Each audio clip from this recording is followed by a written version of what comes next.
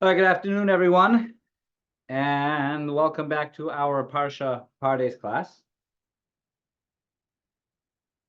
Today's class will be on the Torah portion of Pinchas, which is this week's Parsha, and we'll try to cover, as the name of this class suggests, all of the PaRDeS of Torah, the simple meaning, the hidden meaning, the lessons, the secrets, the spiritual, the mystical ideas that can be shared.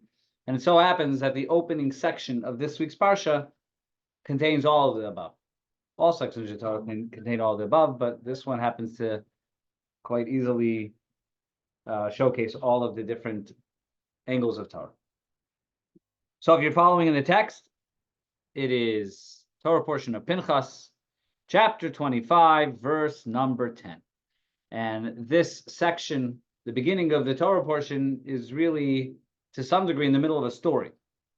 And it's an immediate aftermath of the end of last week's Parsha, in which Pinchas sees a plague taking over the Jewish people, and it's a plague that is the result of sinful behavior, in which Jewish men are sinning with the Midianite women.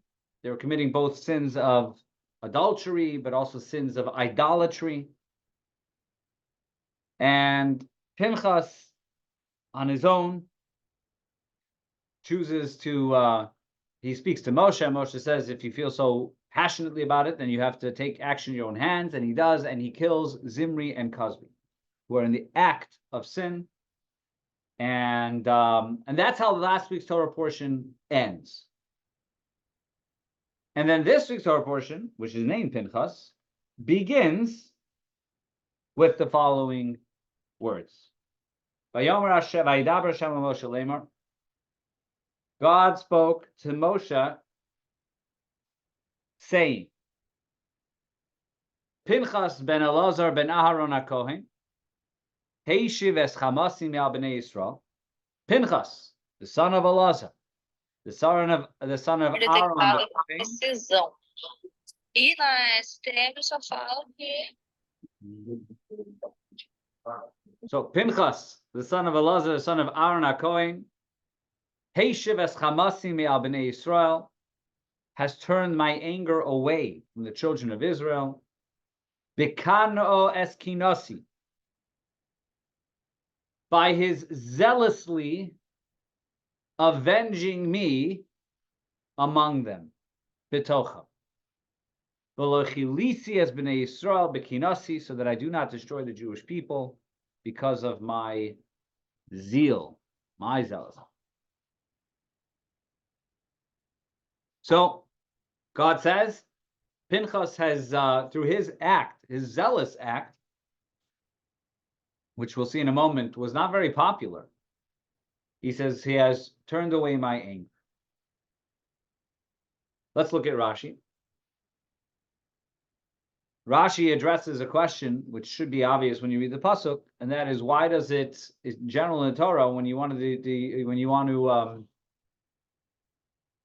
to identify someone, you identify them by their name and their father's name. You don't have to go back 2 generations or 3 generations. There are some exceptions, but when those exceptions happen, you have to question why. So why over here does it tell us Pinchas, the son of Elazar, the son of Aaron?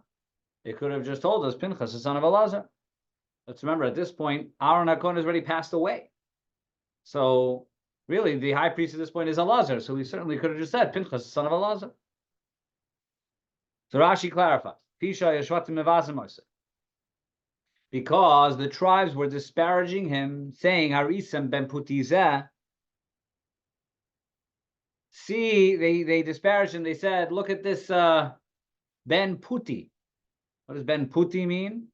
Because Puti means fattened. The son of the fattener. Because his grandfather, who was Yisro, Pitem Agolim La'avodah Zarah, fattened calves for idol worship. So we are taught that Yisro, before he converted to Judaism, a discussion whether he converted or not, but before he embraced the Jewish faith in God, he worshipped all other gods. And one of the pros, he didn't just worship them, he was a priest. In other words, he went all in. Wherever he was any religion he was involved in, he went all in, to the degree that in some of those forms of worship, he would fatten animals, which is really a form of pain to the animals, just for the purpose of them being slaughtered for idolatry. So they said his grandfather, because Yisro was Pinchas's grandfather on his mother's side. So his grandfather had a sadistic nature to him, and therefore he clearly inherited that nature.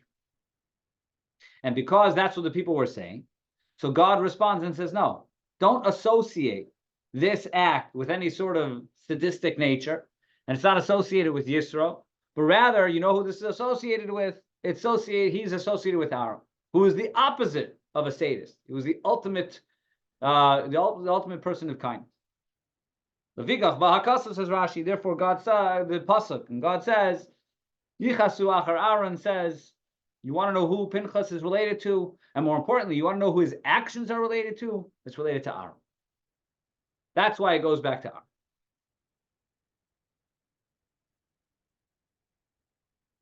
Bekanoas Kinasi, Rashi says, again, just more of a translation of the words. God says, when I was in a moment of vengeance, in a moment of anger, he was the one who was able to calm that anger.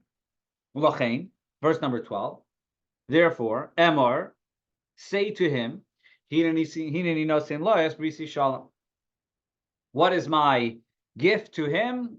A covenant of peace. Covenant of peace. I want to share a couple things on this. Firstly, the Talmud says that there are 7 people. This is actually from Derech Eretz Zuta, who says there are 7 people for whom God gave them a personal bris. The word bris, when we think of the word bris, we think of circumcision. But that's actually not what the word bris means. Bris does not mean circumcision. What does bris mean? Anyone? What is a bris? Is it a covenant? Covenant. Yeah, I was going to say that too. Covenant. A covenant. And a covenant is a fancy word for an unbreakable connection. That's really what it essentially means. There are 7. So the word bris, when we talk about circumcision as a bris, the idea is that the mitzvah causes an unbroken connection. It's actually very unusual that the mitzvah is not. We don't call the mitzvah by the act. We call the mitzvah by the result. If you think about it, almost every other mitzvah, we call it by the mitzvah, right? Shabbos is Shabbos. Sukkah is Sukkah. Tefillin is Tefillin. Even though, by the way, Shabbos is also called a bris. Tefillin is also called a bris. But only this mitzvah, only Milah, circumcision, do we call it not by the name, or the Milah is the more accurate word. Milah is circumcision. That's what we should call it, the Milah. But we call it a bris, because bris, Milah, more than anything else, has many covenants associated. The word covenant is associated with Milah many times. But ultimately, the word bris just means a covenant, which is a very powerful thing. And certain people, the Talmud says, God used the word bris with them, where God says, I have an unbroken connection with them. The Talmud says 7 people. There are 7 people in the Torah, or in Tanakh, I should say, about whom God describes a bris. Anyone want to take a guess as who these 7 are? Try to guess how many you can come up with.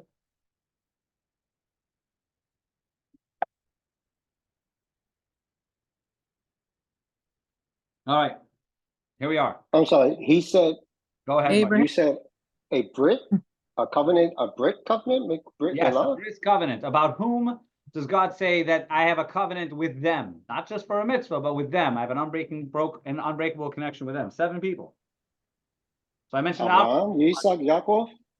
Moshe. Second one. Not Yitzhak? Avram, Yitzchak, and Yaakov. Correct. The three forefathers. Moshe? Moshe is 4. Avram, Yitzchak, Yaakov, Moshe, Aaron, King David, and Pinchas. Those are the 7. Those are the 7 people. It's almost the same as the 7 Ushpisin if you switch out Pinchas for Yosef.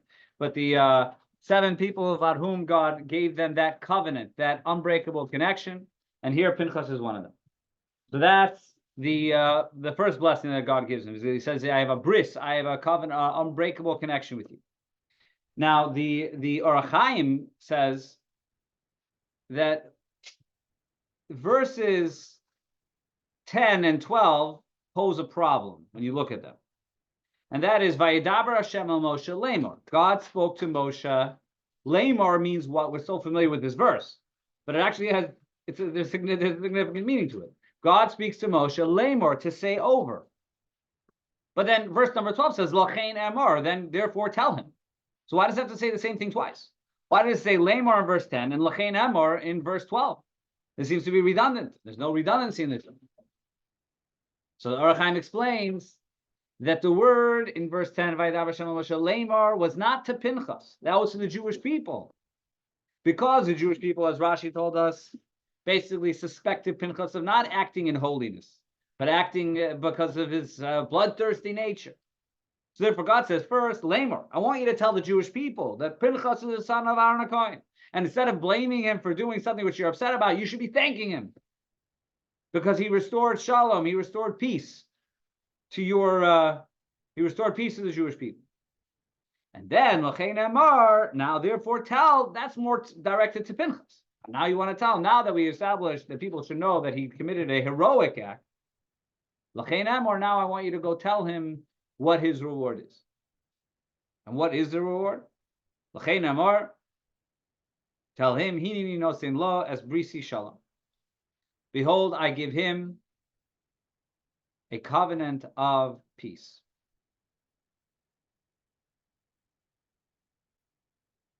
A covenant of peace. Says Rashi, what's the covenant of peace? Shetehei lo lebris shalom. That it should be a covenant of peace for him. Adam hamachzik tova v'chanosi lemisha osi imatova. Just as a man owes gratitude and favor to someone who did him a favor, Afkan Parsha Kadosh Baruch Hu Shlomo, so too God says, I want to extend my gratitude and my gratitude of him restoring peace. So it's the covenant of peace. And then the next pasuk,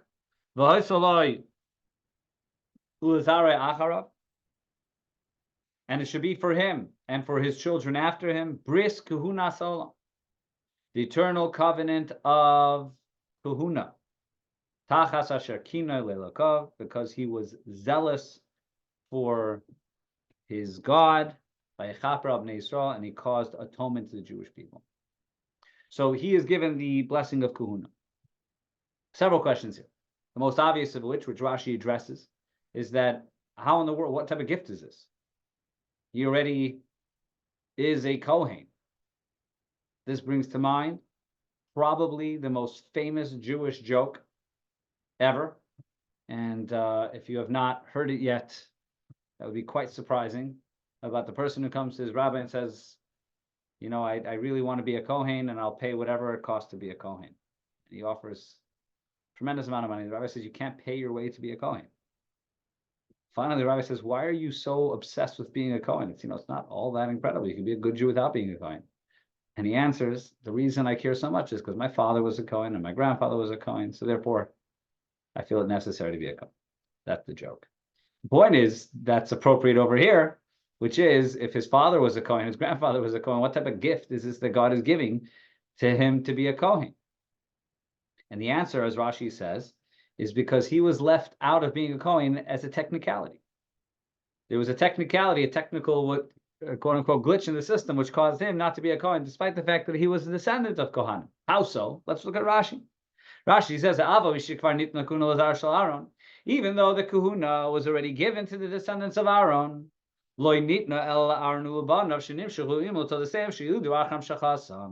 however, if you look clearly at the pasuk, when the pasuk talks about the God designating a group to be a Kohen, he said the following. He said, you, Aaron, are a Kohen, your sons are Kohanim, and the children born to them will be Kohanim. Well, that seems to include everyone, right? Anyone from that family, but it doesn't. It does exclude a very unique group, where that group was a group of one at that time. And that is by saying you and your sons and the children that will be born to them, you are excluding any grandchildren that were already born to them. Again, if we are to be able to, because every word of the Torah is perfectly accurate. So then that excludes the child which was already born. You, your sons, and children which will be born in the future. Pinchas was the oldest grandson, and he was already born at that time. So Pinchas was excluded. And you can imagine how difficult that was, that Pinchas, being part of a family of Kohanim himself, was not a Kohen until this point. So Pinchas becomes the one person in the history of the Jewish people who earned the kahuna. The one person ever who became a Kohen by virtue of his actions. And this is the blessing that he is given. The bris kahunasal. What's the connection between the Kohen and the concept of shalom? So the first point he says over here, Vayechaper al bnei Yisrael, because he caused an atonement for the Jewish people. Well, that has an obvious connection to the Kohen.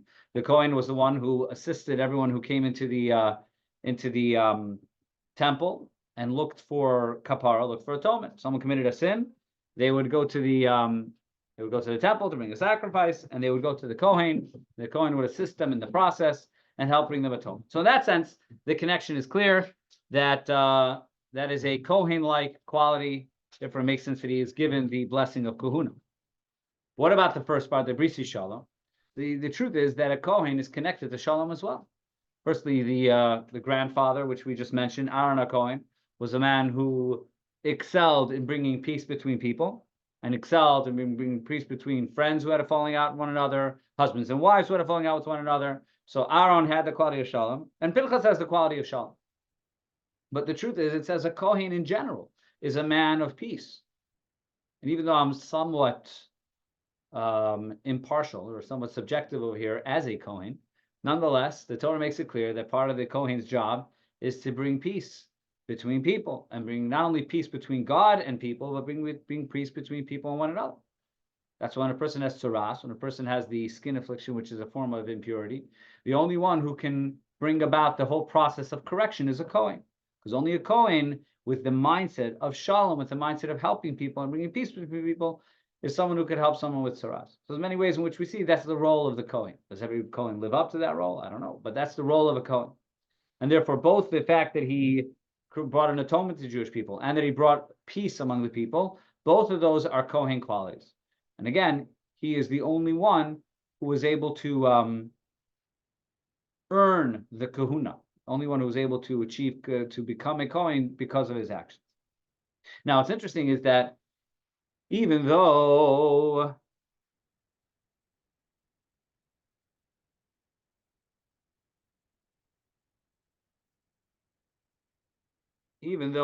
generally speaking, the way we read verse number 11 is that I want to focus for a few moments on the association with Aaron the high priest, because I think it's very fascinating. Pinchas is associated with two people very strongly. One is Aaron. The Torah associates him with Aaron. And who's the second one? A little bit more surprising. The second person that Pinchas is associated with, this is a little bit of advanced knowledge. Anybody knows this one? Who else is Pinchas associated with? Eliyahu? Pinchas Eliyahu Hanavi. Pinchas is Eliyahu. Pinchas is Elijah. Eliyahu Hanavi was a Kohen also. It says Eliyahu Hanavi was a reincarnation of Pinchas. But let's talk about his relationship with Aaron. I don't think we'll have time to talk about his relationship with Eliyahu, even though that's fascinating too. So far, everything we've said is that Pinchas, that Aaron's association with Pinchas is for Pinchas's benefit. That Pinchas is the one who benefits because it clarified that Pinchas was not acting because of any sort of sadistic or bloodthirsty feelings he had, or DNA that he had, maybe from his grandfather and his mother's side, but rather Pinchas was pursuing peace. Pursuing peace. But there's another way of understanding this verse, and that is that it associates it with Aaron for Aaron's benefit. And again, let's go back to the Orach Chaim. The Orach Chaim ibn Attar, great mystical sage and commentary, lived in Morocco. He poses the same question which Rashi poses. Why do we have to associate Pinchas? Why do we have to give us his yichus? Why do we have to tell us his lineage? Just say Pinchas ben Elazar, or just Pinchas. We even know Pinchas. So first he says the answer which Rashi gives. To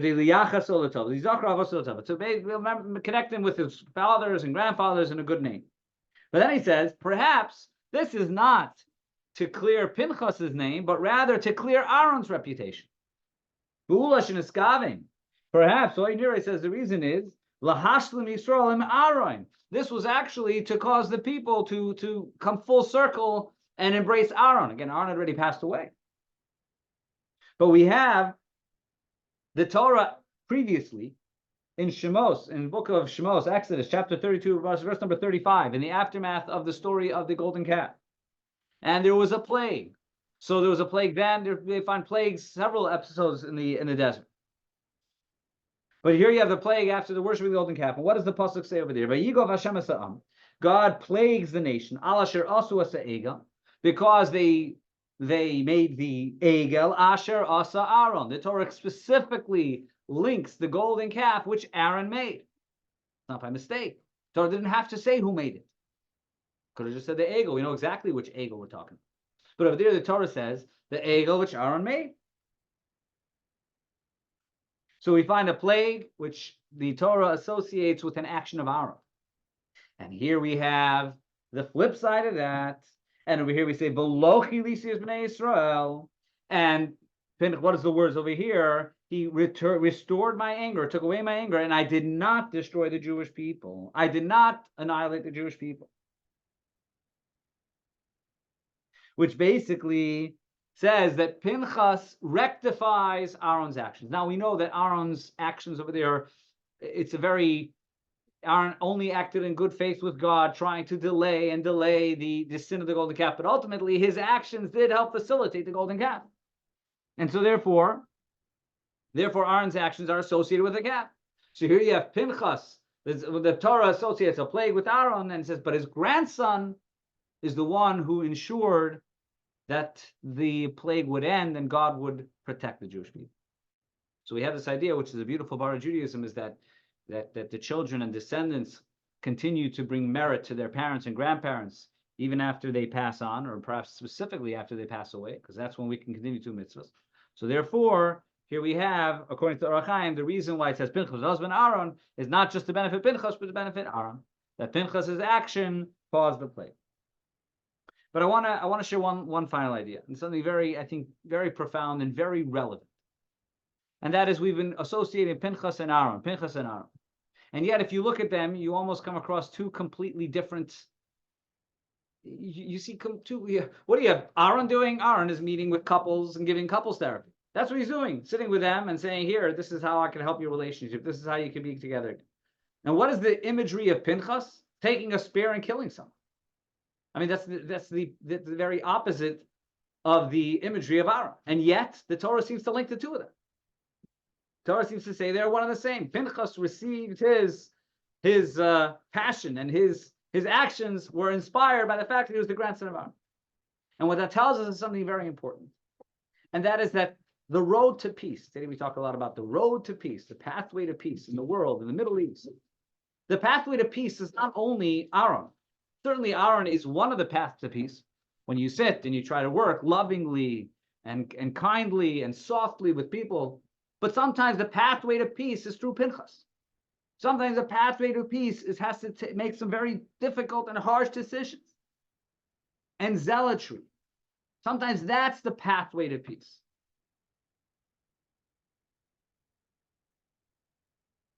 In the first there's so many ideas which kind of come back to this point. But one that comes to mind is that at the very end of chapter 1 of Pirkei Avos, we have a statement, I believe it's by Rabbi Shimon ben Gamliel, and he says the world stands on three things. Now, in the beginning of Pirkei Avos, the first chapter, it says three things the world stands on, and that's Torah, Avodah, Gemilas Chesed, Torah, prayer, and good deeds. But at the end of the first chapter, slightly different wording, but it says the world stands on three things. And what are those three things? Three different things. And they are al-hadin, al-ha'emes, the al-hashalom. Justice, truth, and peace. That's what the world stands on. Justice, truth, and peace. And I think there's so much depth to that statement. But one of the points that you can dwell upon is that peace is only peace when it comes on the heels of justice and truth. The shalom, peace, which is peace at all costs, and peace which does not take into account justice and truth, is not peace. It's not like it's a temporary peace. It's not peace at all. And usually that's much more harmful than peace. So the endless, boundless love, which does not include justice and truth, is not peaceful at all. In fact, some of the greatest pain inflicted within humanity has come because people were in the pursuit of peace without applying truth and justice. And so therefore, this Pinchas and Aaron are two sides of the same coin. They're both the pursuit of peace, but they teach of two critical components within the pursuit of peace. There's the loving and kind form of peace, which you may call the more typical pursuit. But then there's what Pinchas does. But then there's what Pinchas does, which is the sometimes necessary toughness to ensure justice. That's what he was doing, ensuring the justice of Hashem and ensuring the truth of Hashem's Torah. And therefore, he too ensured that peace should happen, especially the best in the Orach Chaim, that they completed one another. Aaron completes Pinchas, Pinchas completes Aaron. One without the other is not the same. And the other side of that is that a person who's only zealous, a person who's only the pursuit of justice and only the pursuit of truth and doesn't take into account the ability to bring peace between people and to restore the love and kindness, that's also not shalom. So you need to have Aaron and Pinchas, and they complete one another. They create a circle of true pursuit of peace. And that is the deeper idea behind the relationship of Pinchas ben Elazar ben Aharon HaKohen. All right, thank you everyone for joining. Stop here. Can I And look forward ask you a to question? continuing our Thank you, Rabbi.